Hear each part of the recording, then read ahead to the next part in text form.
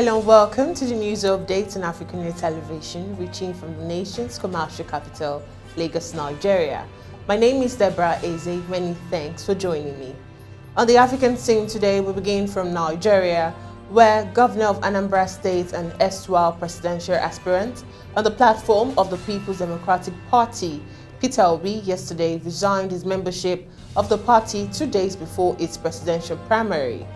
He said his resignation was because of the difficulty he faced in carrying out his Rescue Nigeria mission through the main opposition party. In a letter dated May 24, 2022, and addressed to the national chairman of the PDP, Obi said he had already informed the chairman of PDP chapter in Agulu Ward 2 in Anambra State. Director General of Obi's presidential campaign organization, Doyin Okupe, who submitted the letter to Ayu at the National Secretariat of the party in Abuja, further disclosed that Obi would move to another party to actualize the 2023 presidential ambition. He, however, refused to disclose the party. It was learnt that Obi's resignation was not unconnected to the contentious struggle to control the party structure in Anambra and the southeast as a whole. Still in Nigeria, Nigeria and Ethiopia have concluded arrangements to hold a joint ministerial commission meeting in Addis Ababa next month, where various areas of bilateral relationship and exchange perspective on a range of international issues will form the crux of discussion. This followed President Mohamed Buhari's meeting yesterday with Prime Minister of Ethiopia, Dr. Abiy Ahmed, who was hosted to a state visit and presidential lunch, attended by First Lady of Nigeria, Aisha Buhari, and Ethiopian First Lady, Zinat Tayachu, at the presidential villa Abuja. During the meeting, the leaders of both countries agreed to take concrete steps to expand bilateral relations in key areas, including economy, trade, science and technology, solid minerals, among others. Nigeria's ambassador to Ethiopia, Victor Adeleke, spoke to newsmen explaining the essence of the visit and the burgeoning state of relations between both countries.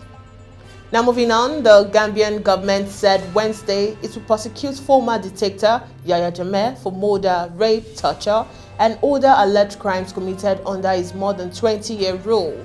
The Ministry of Justice said it accepted all but 2 of the 265 recommendations made by a commission that probed alleged crimes committed by states under the despotic former leader from July 1994 to January 2017. As Jammeh, who is living in exile in Equatorial Guinea, which has no extradition treaty with the Gambia. The government said it would prosecute all 70 alleged perpetrators named in the Truth, Reconciliation and Reparation Commission twice delayed reports, including former vice presidents and members of the Junglers Eat Squad. The government said it was developing a prosecution strategy and would set up a special court located within the Gambia with the option of holding sittings in other countries. The Truth Commission had recommended prosecuting Jammeh and his accomplice in an internationalized tribunal in another West African country. Now in Zambia, President Hakainde Hichilema has announced he is making moves to abolish the death penalty in the country. He termed it a big decision by the government. He said, and I quote, "We will work with Parliament to run this process as we transition away from the death penalty and focus on the preservation, rehabilitation of life while still delivering justice for all. This is important. We believe in it. Africa Freedom Day is a symbol of our collective commitment to secure a better future for all." End of quote. To mark Africa Freedom Day, the Zambia president has pardoned 20,045 inmates, including 2012 ordinary inmates and 33 elderly inmates. He also commuted sentences for 607 inmates, and the government will now work with Parliament to transition from the death penalty to focusing on preserving, rehabilitating life while delivering justice. Still on the African scene, the bodies of 4 miners have been found in a zinc mine in Burkina Faso after a 39-day search. 8 miners were trapped by flood water last month in the Canadian-owned mine in Pakwa, located about 120 kilometers west of the country capital. The floods followed unexpected torrential rains on 16th of April. Since then, rescuers have worked tirelessly to pump some 165 million liters of water from the flooded chamber.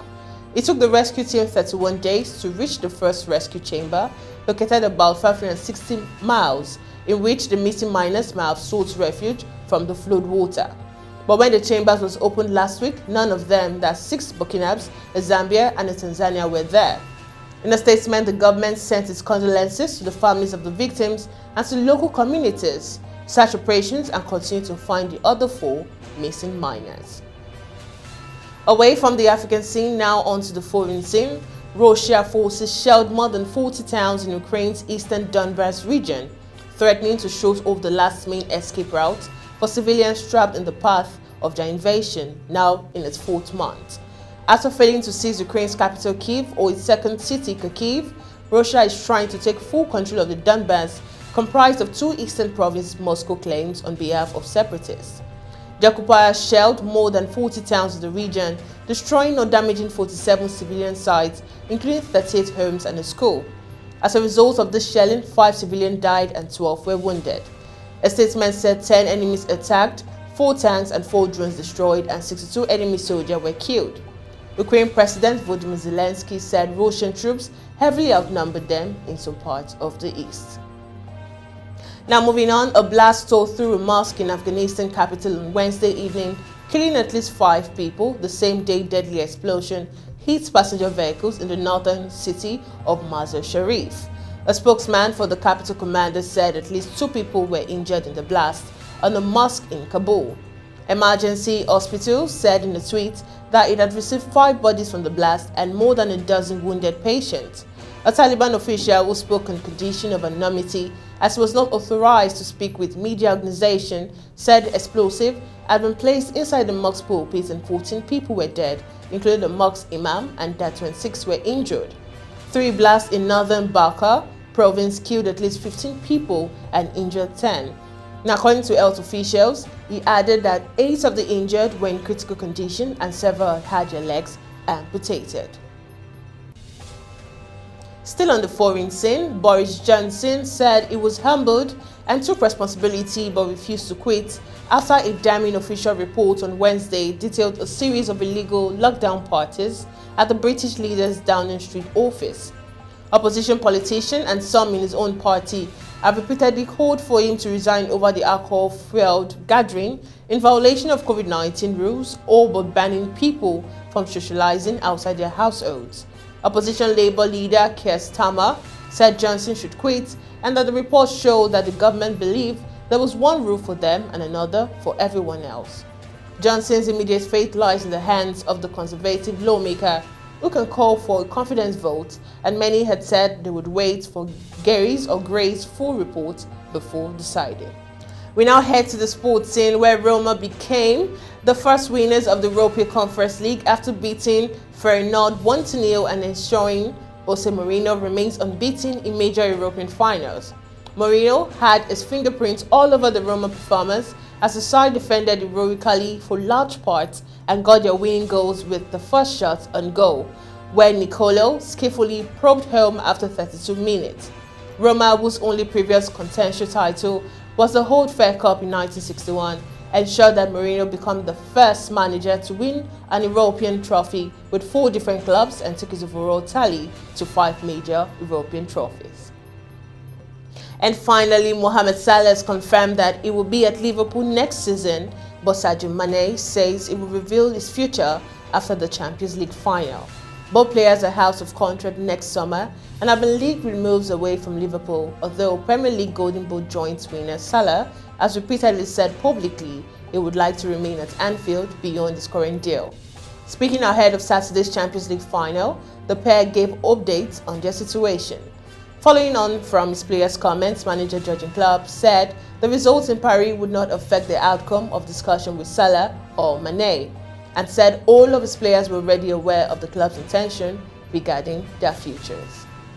And that concludes the news updates on AFRICUNIA television. Do ensure to follow all our social media platforms on Instagram, Facebook, and also on Jointiman Pangram. Subscribe to our YouTube channel, like and leave a comment for me on the comment section.